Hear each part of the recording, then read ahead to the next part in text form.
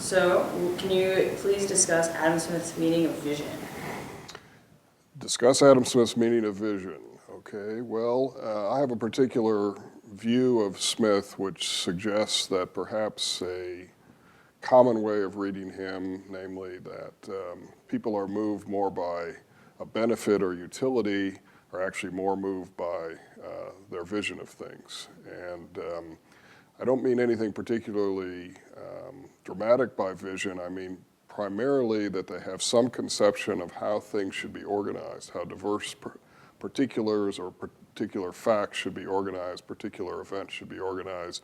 And that vision of how things should be actually moves their behavior or inspires their conduct. And I think Smith, in my view, normatively would suggest that vision not only drives us, but having vision also makes us happier and more successful in his sense of success, which doesn't necessarily mean having lots of goodies.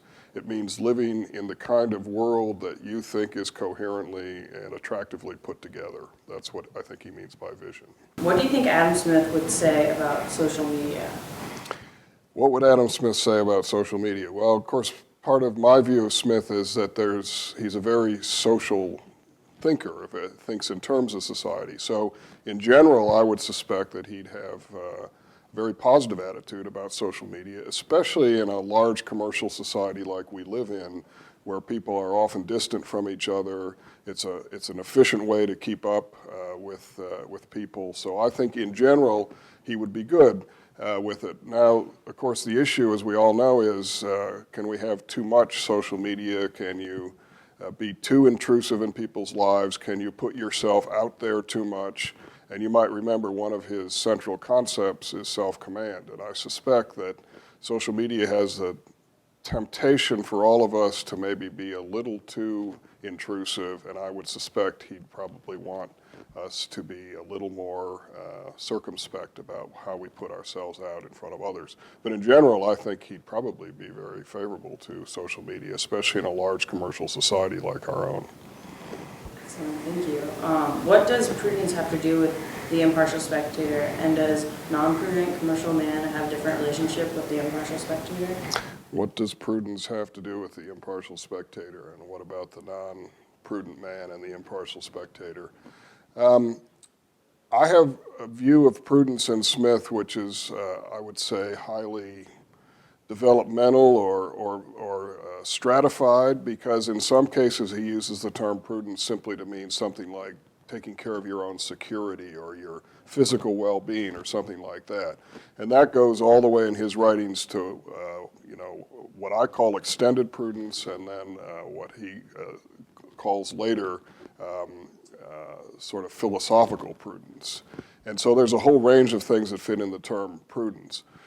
First of all, it is taking care of yourself, your well-being, your rank, your fortune, your reputation, to use his words.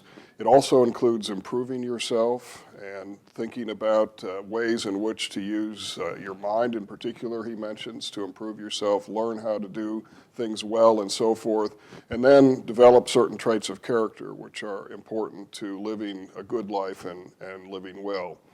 In the middle of all that, of course, is the impartial spectator, who there are many interpretations of it, but basically it's a way of checking yourself that you are acting appropriately, you're doing the right things, and measuring yourself against what you consider the impartial spectator to have said about a particular situation or process that you're going through. So there's a definite, very important connection between my understanding of prudence in Smith and the impartial spectator.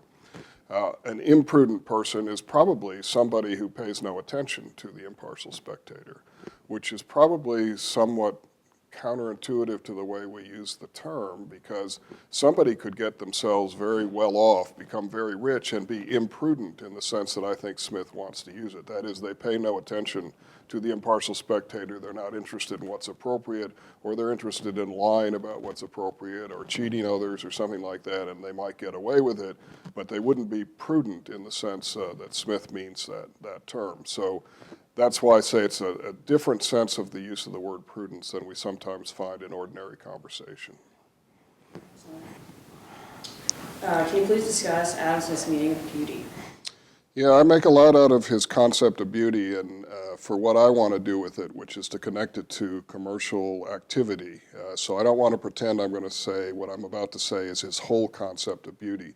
But I think Smith is very much taken with the idea that people are moved by how they think things fit together. I call it fittingness when I refer to it. And people have a conception of how things ought to be. And that may actually not be the way the world actually is. One of my favorite examples that he gives in the book, in Theory of Moral Sentiments, is the person who is very tired, they've worked all day, I'm embellishing a bit, but they've worked all day, they come home, and their furniture isn't arranged properly. So the one thing they really want to do is just relax and take it easy, but what they end up doing is rearranging their living room so that everything is the way it's supposed to be before they sit down and relax. And as Smith points out, well, that's really silly because utility-wise, what they really want to do is just relax. So they just should have sat down in their easy chair, wherever it was, and take it easy for it. But they don't do that because the world isn't ordered right. So I think he thinks we're moved by what I'm calling beauty, which is this idea that things ought to be arranged in certain sorts of ways,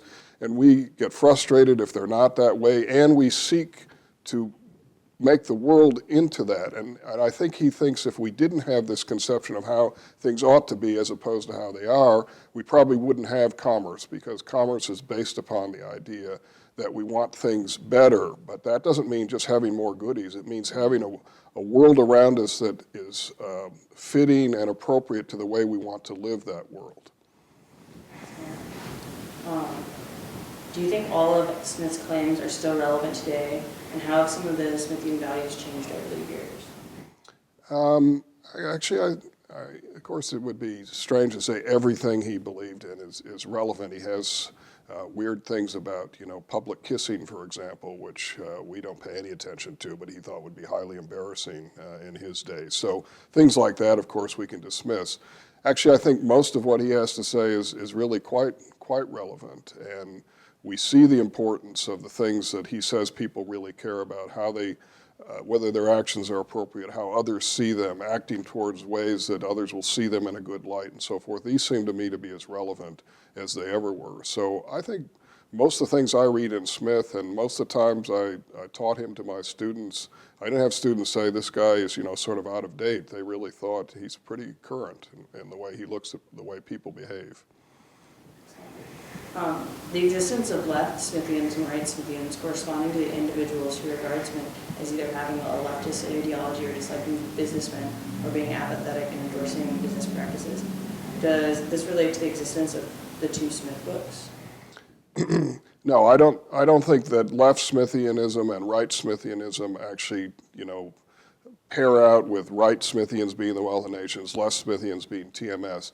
First of all, there's a whole tradition called Das Adam Smith problem, which was, are the two books really two different kinds of Smiths? And the typical scholarly answer to that is no, there is one Smith, both books are him, so let's treat them both the same. I think the difference has to do with matters of emphasis. So you find in Smith a strong concern for others, sometimes associated with the left.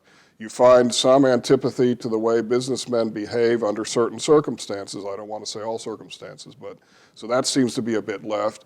And Smith is very concerned with raising the lower classes up to higher status in society. So he's never been, let's do something for the rich. It's always been, let's do something for the poor. Let's develop a system, an economic system that will raise them out of poverty and move them up. So all that's appealing to the left. To the right, you have his love of free markets, his love of limited government, his love of the rule of law. These are all things that the right Smithians would want to emphasize.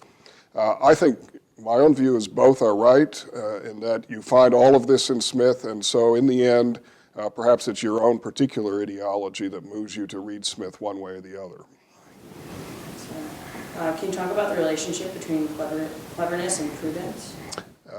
Yes, the distinction between cleverness and prudence was originally given to us by Aristotle, who was the first one to use what we now translate as prudence. The better translation for him was practical wisdom. Smith was quite aware of all this literature, but for Aristotle and for Smith, cleverness is simply the ability to figure out how to get what you want, okay? Prudence needs cleverness, it needs that ability, but it is moderated, or it is encased in an idea of what's appropriate to get what you want. So just because you want something doesn't mean it's appropriate to get it. Just because you want something and know how to get it doesn't mean you should get it. And so prudence has the element of shouldness in it that cleverness does not. Excellent. And what role does anxiety for rank play into a person's actions? I think that Smith tends to use a triad of rank, reputation, and fortune as something that we're all very concerned with. Depending what you mean by rank, maybe in the 18th century it meant something different than you and I might mean it today. But I think if we just mean our standing with others, then I think it's a very important thing for Smith, a very important thing that we all care about. We want to have respect from others. We want to basically look good in their eyes. So if that's what we mean by rank, then I think it would be a very important dimension of human conduct. Why did Adam Smith write both TMS and The Wealth of Nations? Well, gee, I don't know.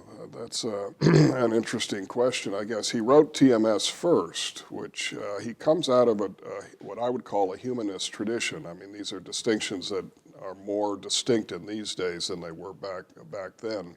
But obviously, what moved him early on in life were questions of, human relationships, human conduct, and so forth. So I suspect that I don't know what moved him to write it in the order he did. I know he had a triadic view. He wanted to write about law, he wanted to write about morality, and he wanted to write about economics. The economics, of course, is the Wealth of Nations. He regarded law and morality as sort of superior subjects. He never really got around to doing the law part. I mean, we have lectures on jurisprudence, but these are lectures he gave. They're not his own sort of book. So that part of the triad didn't get finished. But why he was so enamored of the economics, maybe he just pulled himself and got interested in it. I don't know. I will say, though, one thing, that the book he revised at the end of his life was Theory of Moral Sentiments. So even though it was his sort of first main book, it was also his last. And so it never waned throughout his lifetime. What is the role of ambition, approval, and virtue in both TMS and The Wealth of Nations? Well, I think that as I've mentioned, the role of ambition, you said virtue and approval. Obviously, what I would say about that is all three, if properly guided by virtue, are definitely part of what it means to live an appropriate and good life. He is not anti-ambition. He would be anti-ambition if it were not circumscribed by the impartial spectator and virtue. So virtue is going to be an important part of a Smithian view of living the good life. Views of others, I think we've talked about being very central to how Smith regards. And so what you want to do with your life is care about what others think of you, have some vision of what it ought to look like, and guide it by the impartial spectator. If you do those three things and think about them jointly, you will be successful in a Smithian sort of way, in my view. What role does this play in real life? And if you can you give some examples of irrational things people do for approval? Giving examples of irrational things people do for approval. I suppose that there's all sorts of forms of exhibitionism, some of which I could say publicly and some of which I couldn't, which would be irrational forms of approval that we could all think of on our own. I think the real problem is trying to manage these dimensions, our own ambition, our own desire for respect, and our own vision of what we want to live, managing that together. I think that's really the problem for Smith, and that's harder to do than to follow any one of those paths by itself. I mean, we're all prone to excesses and irrationalities and so forth, so we have to be on guard against those sorts of things. So I'll just leave it at that. Now we'll into the next question. What's the relationship between material wealth, approval of others, and human happiness in Smith's system?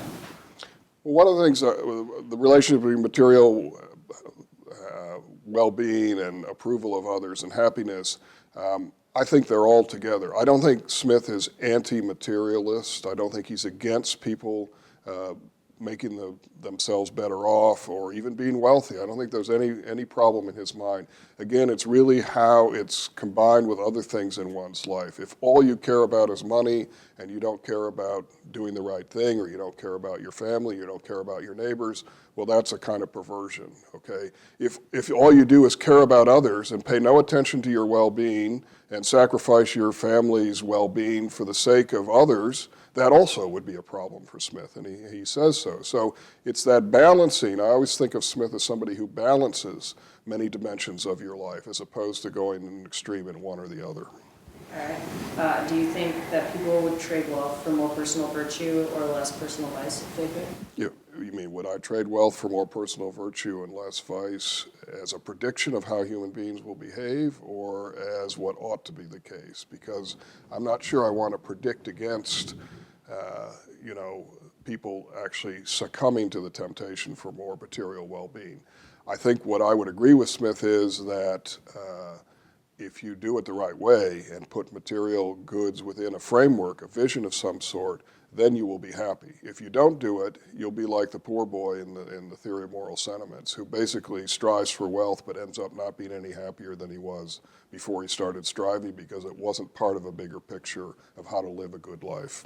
All right, so do you think wealth would bring happiness in Smith's opinion? Wealth by itself, no. It wouldn't bring happiness merely by being wealthy, which is not to say it doesn't have its advantages, but it would not by itself bring wealth in Smith's view. I mean, happiness in Smith's view. I think Adam Smith and FDR would have been good friends. Yeah, that's hard to say. FDR was even before my time. I think maybe if I were to try to link the two in a positive fashion, that the link would be trying to find some way out of a problem that had become very difficult to find a way out of. Smith, to me, was a kind of moderate person, and if you don't see FDR as trying to moderate various forces, I mean, the positive reading of FDR is that, he was caught between communism on the left and some sort of Nazism on the right and had to run the middle course. I don't know if I believe that, but that's the typical view. In that sense, I think Smith might, but I don't think he was a real friend or somebody who particularly was a fan of free markets and things like that, which is sort of the Smith that I would happen to favor. So I'm more or less a right Smithian, not a left Smithian. I still think those free markets, limited government, rule of law, those dimensions of Smith are, for me, the central ones, and the other is secondary. Yep.